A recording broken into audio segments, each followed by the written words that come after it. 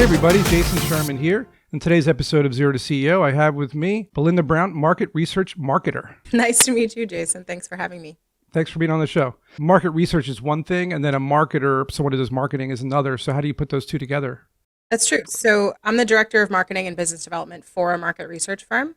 We're a back-end operations company, a global market research operations firm, but I serve in the marketing capacity. So I sell what we do. Got it. Okay, so you're marketing for a marketing company. Correct. Yep. So double whammy. That's right. That's cool. So you must know a lot, obviously, about marketing, but we're talking today about why your personal brand matters. Some people think branding and marketing are two different things, but they can coexist. So can you tell me, I guess just to start off, what is the importance of authenticity when it comes to personal branding? It's incredibly important that audiences are becoming more and more vigilant around authenticity and transparency, whether that be on social media or in traditional business models or what have you. I think we're entering an age where you really have to show up as you're able to show up as your complete self, and I think that's great. So in terms of building your personal brand and marketing your business, particularly for entrepreneurs, I think it's incredibly important to show up as you. And selling your business starts with selling who you are. Absolutely. And I guess part of the challenge for entrepreneurs, because you're mentioning entrepreneurs and branding, is maintaining the authenticity when they're also trying to promote a brand, because, you yourself as an artist or creative could be a brand in itself, but a lot of times you're offering a product or a service, and then that could potentially be your brand. So how do you stay true to yourself because obviously you want to sell something at the end of the day, right? Or maybe offer something or give something out for free, but it's hard to navigate like the idea behind like a brand like Coca-Cola, for example, and then you, the artist who paints. So how do you do that? Right. I think it's a matter of really knowing what it is you're selling, what product or service you're selling, and then having that be something that you believe in. And I think if you come to the table as your authentic self and believing in what you're selling, your messaging comes across as clearer and more authentic. People worry about being too salesy or not having any delineation between who they are and what they're selling.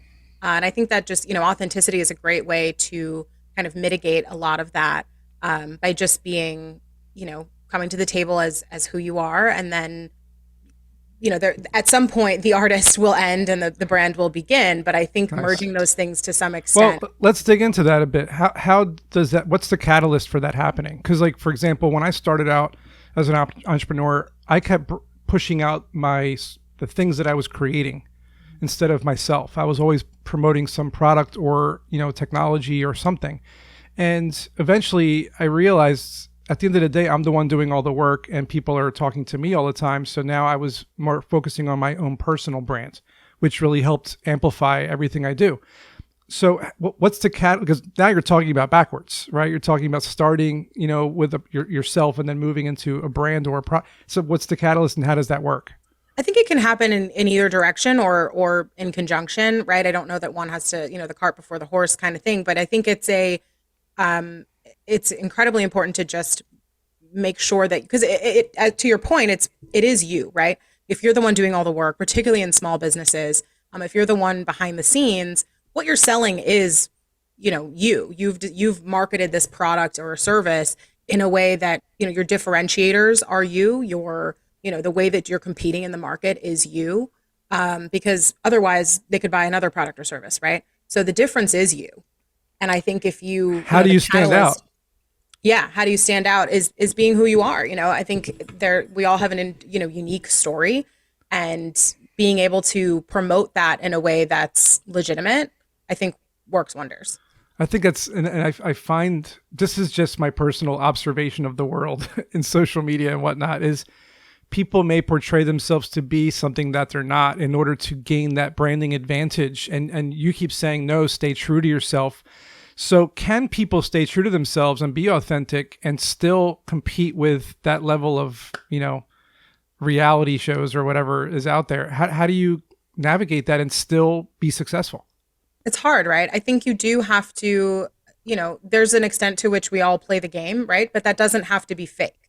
Okay. And I think that's the difference. I think you can enter the game and show up as your best self You know, I showed up as my best self here today. You did the same. And I think if we do that on a consistent basis, it becomes an authentic experience. It becomes staying you're true to yourself. It doesn't mean that you're not cleaning yourself up. Doesn't mean you're not, you know, you've got the curb appeal going.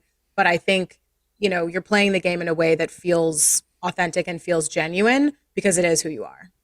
And at the end of the day, people, and it's this known statistic, people are just sick and tired of it being sold stuff and influencers. It's more, you know, marketing is gearing towards user-generated content, UGC, because they want to see authentic people really talking about a brand they actually use and love versus an influencer who's never seen the product, is holding it up and has 1 million followers. Yeah, it's just not an option anymore. I mean, I think we can see right through it. We all have social media accounts where we're looking at influencers and we know they're not drinking that protein shake, or we know they're not using that product. We can see right through it. So it's really no longer an option. You have to have that transparency. I'm glad that we both agree on something that has been tearing marketing apart. And thank God it's kind of going out the end. So what's the new thing that's happening now, obviously, besides AI, in branding specifically, that entrepreneurs can use today to really amplify their voice? I think to your point earlier about, you know, having to sort of play the game, it's a matter of finding your ideal clients where they actually are. There are 930 million people on LinkedIn. You're not going to beat LinkedIn as far as your SEO goes, right? So using the tools that are available to you to market yourself, to market your business, and find where your clients are. Are your clients on Twitter, or the app formerly known as Twitter? X, yeah. X. Yeah. Are they on the app formerly known as Twitter? No. Then, you know, you don't really need to invest time or resources into that as much. Do you need to be there? Perhaps for some sort of visibility. But you don't need to necessarily be targeting in terms of your CRM places where your customers aren't.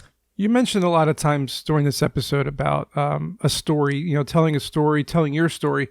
But I guess it can also be a sales story or a customer story that you had that was a success. Do you recommend, you're mentioning LinkedIn, is it like an entrepreneur shoots a video showing what they did for this customer, or just talking about it, or writing a blog about it, or both, and then other, you know, social media content? Is that kind of what you recommend to tell people about what you've done and how you do it? Is that effective? It can be, yeah. I think, you know, using the algorithms to your advantage, sometimes video operates really well, sometimes it doesn't. But for the most part, I think that narrative element that you're speaking about is really important. So telling that story, whether that's in a more traditional sense, like a white pager or a case study, what have you, you can break that down into some evergreen content on socials, right? Have that be a testimonial, have that be, you know, a pull quote, jazz it up with some imagery or some graphics. But I think, you know, as long as you're keeping people's attention, right, if that narrative is interesting, you can do it in all kinds of ways. And SEO, you know, the way it performs is then an after effect, right? The story needs to be effective, and then you can add in your keywords or have you, you know, navigate the sort of digital space in a way that's effective. Right. And speaking of digital space, like, do you, as an expert in branding and marketing, do you have some key touch points that a personal brand would use to address, like, for like a digital sales journey? You know, the digital sales journey, I'm not going to remember the exact numbers, but, you know, customers are searching online. I think it's something crazy, like 75% of the search journey is now, you know, before you hit their client, you know, before you make a touch point with your client, they've done vast amounts of research. You know, we're just not introducing concepts to customers anymore. They know that, you know, there are these products out there, there are these services out there, they're being inundated with content. So I think, you know, not being overly salesy, which is frankly easier than people think, just being... Well, let's touch on that for a second. Yeah. So how do you not be salesy? Give me like the top 3 tips you have in terms of cold emailing or social media or anything at all. So if you're reaching out and it feels like something you wouldn't say in conversation, don't say it. If it feels bad, if it feels icky, don't do it. That's cool. Right? Have it be something where you would say in a conversation, where you'd speak to a friend and say, you know, everyone knows if they come to you with, dear so-and-so, you know, I knew. I've been trying to reach you. Exactly. I can't tell you how many times I get, LinkedIn told me. LinkedIn told you. What do you mean? God, LinkedIn told me to connect with you? Wow. Like, come on, we can do a little bit more work than that. Yeah, put a little bit of effort in there. Exactly. So that's one good point. What about 2 more? Let's see. You know, I think we've already said a couple, right? Showing up as your best self. Don't put up content that doesn't look very good. We are, competing with something like 2 to 4,000 notifications a day. Jesus. If it's not, if it's and that's Of guarding which your I don't attention see. of which we don't see, right? And that's Yeah. your kid asking for a snack. That's an email. That's this makes noise. That's Right. whatever. Your fridge tells you, now that you don't have any celery. The whole thing is like, we're so inundated with notifications from all over and from asks for our attention that I think having something that's really, that would garner interest. Would it interest you? I think is a really good question to ask yourself. If you're putting something up, if you're writing a blog, if you're putting up a video, is this something that would interest you? Yeah. That makes sense. Is because they always say write what you know, right? Exactly. And Yeah. by writing what you know, maybe people care about that and they want to hear more. And we talked a lot about notifications and social media and stuff like that, but we haven't really talked about the elephant in the room that brand and marketing and people have to battle constantly. I know I am every day with my team on our startup is constantly battling the algorithms. And, one of the things that we do know at this point is that A, they're fixed, B, they control them, C, they work against us in many ways as marketers. How do you combat that while still, again, on this same whole thing, staying on brand?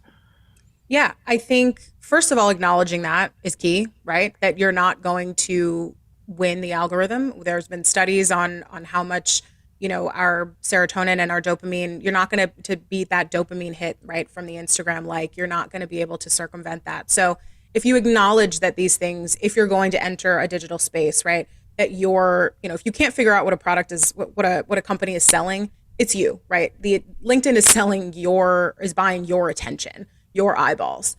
And so then using that to your advantage, right? There's going to be eyeballs on your stuff. Enter the spaces, to my earlier point, where your customers actually are. Provide them with interesting content. Don't keep it purely, human interest still goes a long way. Throw in a story about your dog, whatever it is, right? That makes it interesting to you. But know that, yeah, if you put up a bunch of sales stuff, the algorithm's you're not keeping anyone's attention, right? So it's not worth it to LinkedIn to promote your stuff. So Or any network. Or any network, right? Exactly. They want you to spend money, basically. They want you to spend money and time. They want you to spend time on that app or on that website. And if you're not providing something that's going to keep people interested, you're going to be downvoted. So that's what I mean by using the algorithm to your advantage, and just accepting, frankly, that it's you're not going to beat it. So join them in a way that feels ethical to you. It is built against you. And I agree, to keep ethics in place. We do a lot of that with our startup. We're always very careful, what words we attract. We stay away from markets that don't have anything to do with us, even though people tell us to. They say, no, use those keywords because they're great. And I'm like, yeah, but it's not us, right? It's not us. So we're staying authentic. I mean, we're an authenticity app, so kind of we have to. Yeah, exactly. So tell us a little bit about more where people can find out what you guys do and how you can help them. Yeah, so gazelleglobal.com if anyone's interested in global market research services. We have a LLC out of the company called Gazelle Advisors, which does some work for small businesses who need help with stuff like personal branding and marketing, writing, that sort of thing. But yeah, gazelleglobal.com, Gazelle Global on Twitter, Gazelle Global on LinkedIn. Gazelles, beautiful animals. Beautiful animals. Thank you, Belinda. This was great, and hope you guys learned something. See you guys in the next episode.